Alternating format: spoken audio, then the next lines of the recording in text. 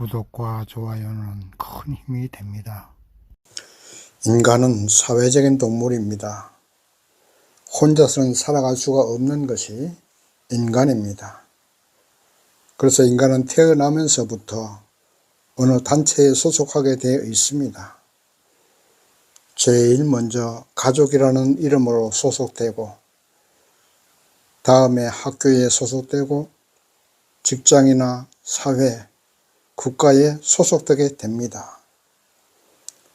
가정에는 가정에 가풍이 있고, 직장에는 사규가 있고, 국가에는 법이 있습니다.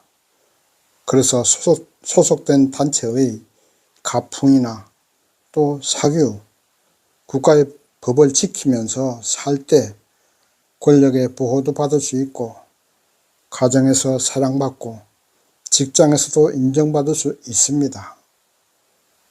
오늘 보면 사도행전 4장은 땅에 속한 자들과 하늘에 속한 자들의 대립하는 모습이 기록되어 있습니다. 그리고 하늘에 속한 자의 생활 모습이 기록되어 있습니다. 오늘 본문을 공부하면서 저와 여러분은 과연 어디에 속한 삶을 살고 있는가를 반성해 보는 시간이 되기를 소망합니다. 첫 번째, 땅에 속한 사람들에 대해서 보십시다. 지난주에 베드로는 태어나면서부터 안진뱅이를 예수의 이름으로 치료하는 기적을 행사했었습니다. 그러자 많은 사람들이 예수를 믿고 하나님을 찬양하며 모여들었습니다. 초대교회가 탄생되었던 것입니다. 일이 이렇게 돼서 수많은 사람들이 교회로 모여들자 본문 1절 이하에 보시는 대로 제사장들과 성전 맡은 자, 그리고 사두개인들이 사도들이 예수님의 부활과 복음 전하는 것을 싫어했다고 이렇게 기록되어 있습니다. 무엇 때문에 이 사람들이 사도들을 싫어하고 복음 전하는 것을 싫어하고 예수의 부활 소식 전하는 것을 싫어했겠습니까? 그들은 땅에 속한 사람들입니다. 땅에 속한 사람들은 땅의 가치를 두고 살아갑니다. 이 땅의 영광을 추구하고 이 땅에서의 권력과 지위를 추구하는 사람들입니다. 그들은 이미 이 땅에서 권력과 지위 그리고 영광을 소유한 사람들인데, 사도들이 복음을 전하고 예수의 부활 소식을 전하고 수천 명이 모여들어서 교회가 탄생이 되니까 그들의 지위가 위협받게 되었습니다. 그래서 사도들이 그와 같은 일하는 것을 싫어했던 것입니다. 땅에 속한 사람들은 이 땅에서의 영광과 지위, 그것이 위협받게 되면 그것을 지키려고 하늘에 속한 자를 죽이려 하고 망하게 하려 합니다. 여러분은 어디에 가치를 두십니까? 이 땅에서의 출세, 좋은 직장, 돈 많이 버는 것, 이런 것에 가치를 두십니까? 그래서 그것을 얻을 수만 있다면 예수나 하나님은 얼마든지 버릴 수 있다고 생각하십니까? 그런 생각이 혹시라도 든다면 정신 바짝 차리셔야 됩니다. 에덴 동산에서 사단이 선악과를 바라보는 하와에게 먹으면 하나님처럼 된다고 속삭이자 그것을 따먹고 말았습니다. 우리가 땅에 속한 영광을 하나님보다 더 귀중하게 가치를 두면 바로 그것이 선악과를 먹는 것과 같습니다. 물론 돈 많이 벌고 높은 지위를 가지고 좋은 직장이나 좋은 학교, 그 자체가 나쁜 것은 아닙니다. 문제는 그것 때문에 하나님을 버리고 하나님보다 그것에 더 큰 가치를 둔다면 그것이 곧 땅에 속한 자가 되는 것입니다. 땅에 속한 자는 땅에 있는 짧은 영광을 누릴 수 있을지는 모르나 그 땅에 속한 영광과 함께 영벌에 떨어지고 영원한 사망에 떨어지게 된다는 것입니다. 먹기에 달콤한 것들이 입맛을 자극하기는 하지만 그러나 그 달콤함이 우리 육신을 병들게 합니다. 결국 사망에 이르게 합니다. 입에 쓴 것이 몸에 약이 된다고 하는 것처럼 이 땅에서 쓰디쓴 고난과 주를 위한 고난을 감사함으로 받아야 됩니다. 땅에 속한 자들은 하늘에 속한 자를 죽이려 합니다. 핍박합니다. 오늘 본문의 제사장과 사두개인 그리고 바리새인들이 사도들을 잡아 가두고 그들을 급박하면서 복음을 전하지 못하도록 합니다. 그들은 땅의 권세를 가지고 있기 때문입니다. 그래서 하늘에 속한 사람들은 예수 때문에 핍박받고 예수 때문에 어려움에 처한다면 오히려 기뻐해야 됩니다. 그것은 우리의 믿음을 인정하는 것이기 때문입니다. 다시 한번 말씀드립니다. 땅에 속한 사람들이 우리를 핍박하고 급박하고 어려움을 준다면 오히려 기뻐하십시오. 그것은 우리의 믿음을 인정하는 것이기 때문입니다. 사단이 우리의 믿음을 인정하기 때문에 핍박하고 급박하고 환난을 주는 것입니다. 믿음이 연약하면 땅에 속한 자들이 우리를 건드릴 이유가 없습니다. 그러므로 우리는 땅에 속한 자들처럼 하나님보다 이 땅의 물질이나 권세나 지위를 더 사랑하는 일은 없어야 됩니다. 물론 이 땅에 살면서 물질이나 권력을 가지기는 해야 됩니다. 그것을 버리라는 것은 아닙니다. 그러나 우선순위는 하나님이 되어야 되고 예수님이 되어야 한다는 것입니다. 그리고 이 땅에서의 물질과 권력 그리고 지위는 하나님의 영광을 위해서 사용해야 됩니다. 내 영광, 나의 욕심을 채우는데 사용한다면 그것은 내가 그것과 함께 망하게 된다는 사실을 꼭 명심해야 됩니다. 사단이 아무리 우리에게 고난을 주고 어려움을 준다 해도 그들은 우리에게 적수가 되지 못합니다. 왜냐하면 우리는 하나님의 자녀이고 하나님의 백성이기 때문에 하늘의 보호를 받고 하나님의 은혜로 사는 것이지 땅의 것으로 보호받고 사는 것은 아닙니다. 그래서 땅에 속한 저들이 아무리 하늘에 속한 우리를 겁박한다 해도 우리는 하나님의 보호를 받습니다. 오늘 본문의 대제사장과 사두개인들은 베드로와 예수님의 제자들에게 위험만 합니다.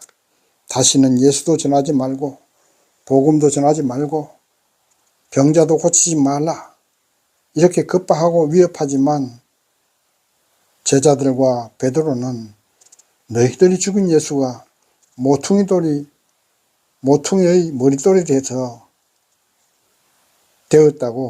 머릿돌이 되었다고 담대하게 말하면서 천하 인간의 구원을 얻을 만한 다른 이름을 우리에게 주시니 없다 이렇게 말하고 있습니다.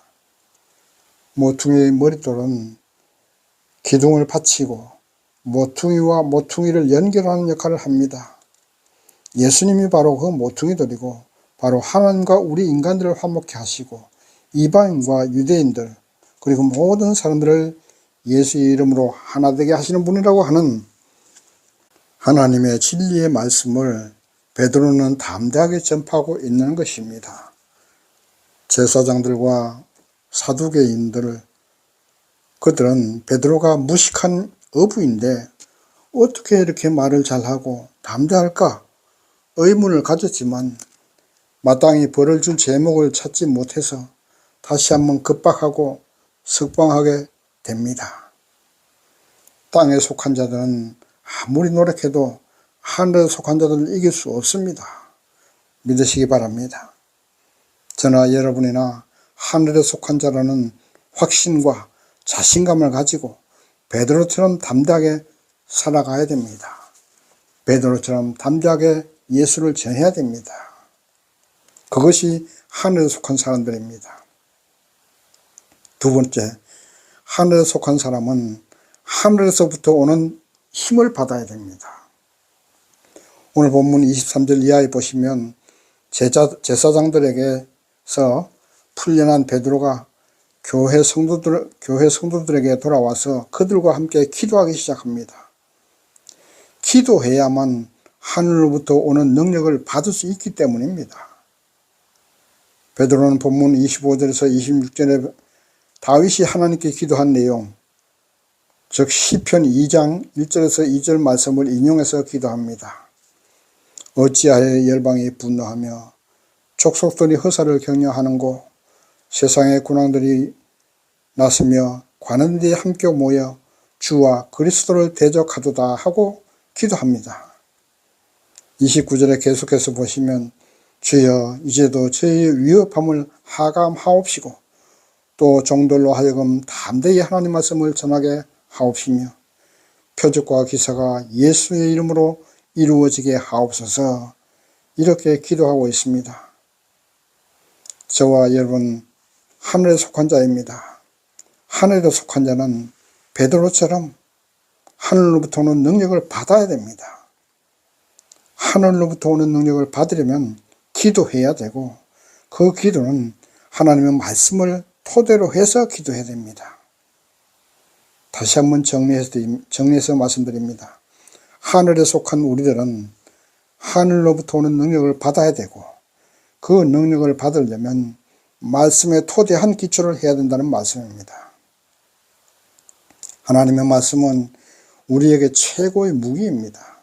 그리고 그 무기는 기도하지 않고는 올바로 사용할 수 없습니다.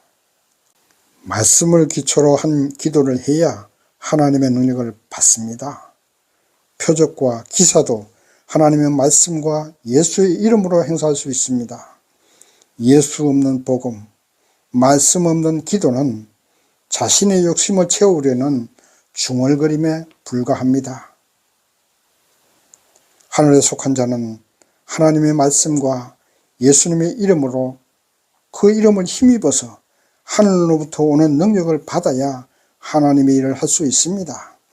기도도 하지 않고 부활하신 예수를 만나지도 못하고 성령의 은혜를 체험하지도 못하고 그런 사람들은 하나님의 일을 하면 안 됩니다. 신학 박사가 되고 목회학 박사가 되고 인류대학을 나왔어도 하나님의 말씀도 제대로 읽지 않고 성령의 능력도 더딥지도 않은 사람은 하나님의 일을 해서도 안 되고 또 한다고 해도 하나님의 능력을 행사하지 못합니다.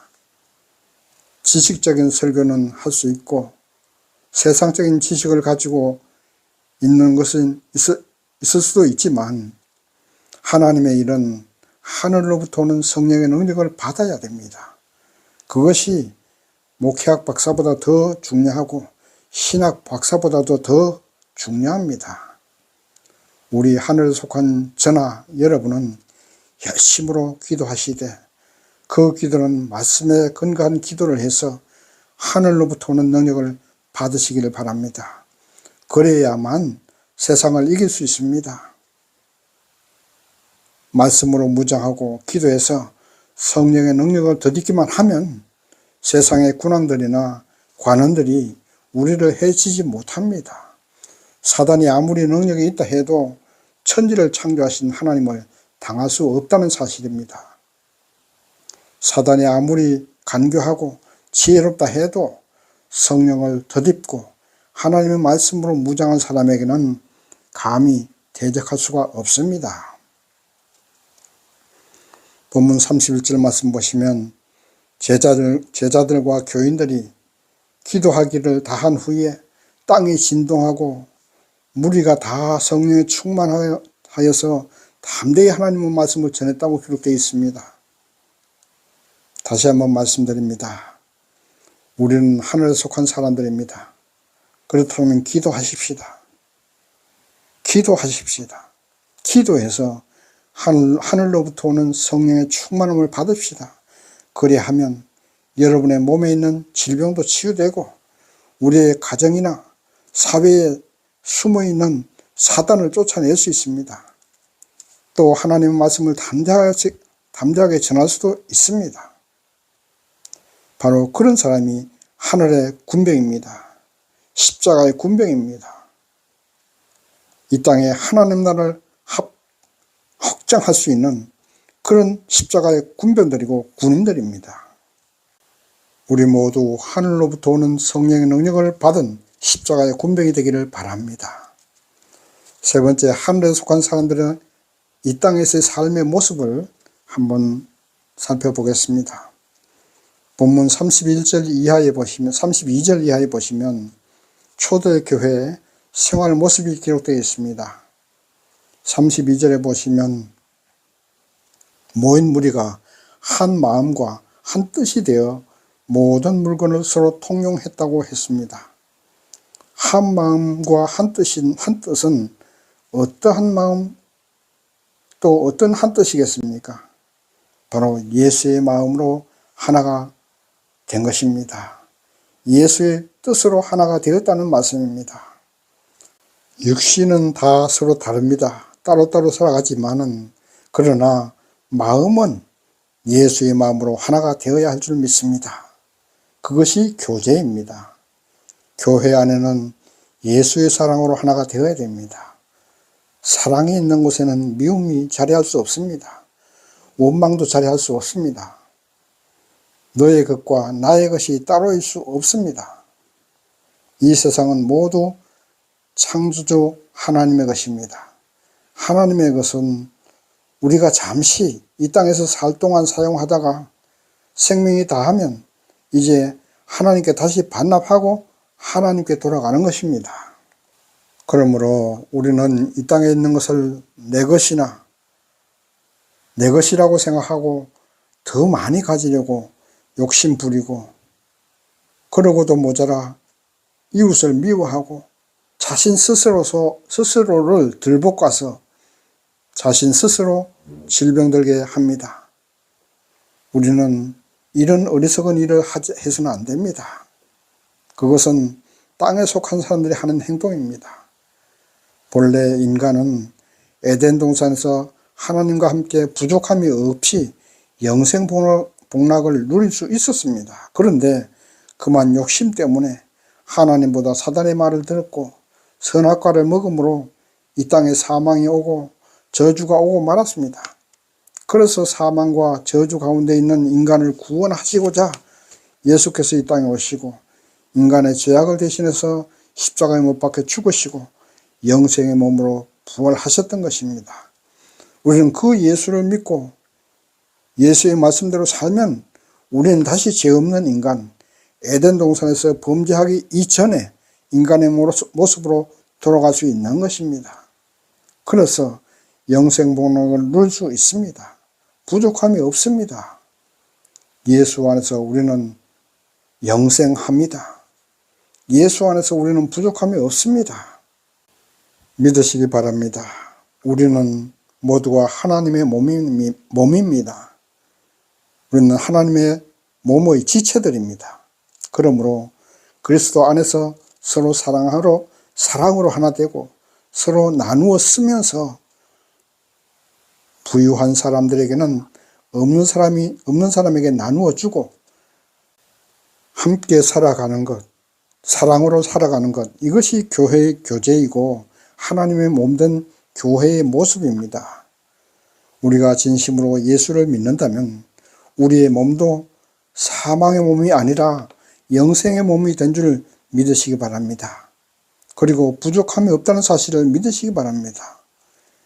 히브리서 6장 14절에 보면 내가 반드시 너로 복주고 복주며 번성케 하고 번성케 하리라 하나님이 약속하셨습니다. 아브라함은 그 말씀을 믿음으로 믿음의 조상이 되었습니다. 여러분이 이 말씀을 믿으시기 바랍니다.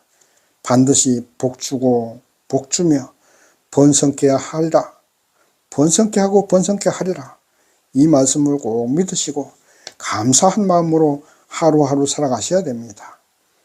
감사한 마음, 기쁜 마음이 될 때에 이웃도 사랑할 수 있고 감사한 마음이 될 때에 자신도 사랑할 수 있는 것입니다. 먹고 사는 문제로 너무 고민하고 걱정하고 자신을 덜볶지 마십시오. 그것은 자신을 스스로 병들게 하는 것입니다. 그리고 그것은 반드시 복 주신다는 주님의 그 말씀을 불신하는 것입니다. 우리 몸이 아픈 것은 나를 너무 혹사하지 마십시오 하는 그 몸에 부러지는 소리입니다. 우리가 예수를 믿는다면 걱정할 일 없습니다. 욕심 부리지 않아도 됩니다. 왜냐하면 예수께서 우리와 함께 하시기 때문입니다. 예수께서 산상수훈에서 말씀하셨습니다. 너희는 먼저 그의 나라와 그의 의를 구하라. 그리하면 이 모든 것을 너희에게 더하시리라. 이렇게 말씀하셨습니다. 땅에 있는 것을 구하려고 욕심내고 스스로 마음도 들볶고 몸도 들볶으니까 개인적으로 질병이 생기고 나라에도 병이 생기고 세계는 굶어 죽는 사람이 생기는 것입니다. 하나님이 세상을 창조하실 때 부족함이 없이 다 먹고 살 수 있도록 창조하셨습니다.